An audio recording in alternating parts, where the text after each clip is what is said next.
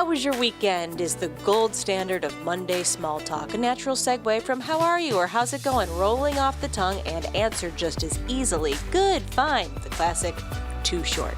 And everybody just moves on. It is never intended to be hurtful or dismissive or even inappropriate, far from it. But asking that question here, today, comes with a little more weight. As you certainly know, Sunday marked a year since the mass shooting at Top Supermarket on Jefferson Avenue. A year since the city of Buffalo found itself violently thrust into the center of conversations about racism and white supremacy and hate and guns and where it can all lead.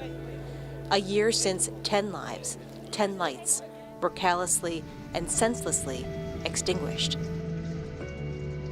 A year later, we saw our city put its efforts toward remembrance and reflection, hope, and healing. Still, even when we pause, life keeps going, pushing us to grow around the grief and move forward. It's a truth we somehow find the grace to consider hopeful, eventually. But sometimes we'll admit it feels cold, almost like, how can we go on? How could anyone? But that is both the gift and the challenge of life, and it's going on all the time. On your worst day, someone is having their best, and vice versa, and on and on. It is the human experience, a great equalizer. So today, we acknowledge the question, how was your weekend, is not asked lightly. The hope is that this will serve as a small gesture of hope, an opportunity to bring some joy where there is sadness, faith where there may be doubt.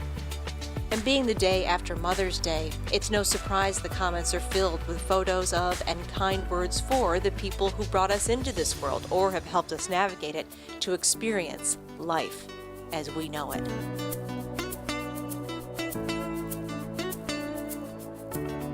My mom is famous for telling my sisters and me, remember who you are and what you represent, usually when we're headed out the door and into the world. Growing up, I took it as stay out of trouble and usually delivered an exasperated yes, Mom, in return.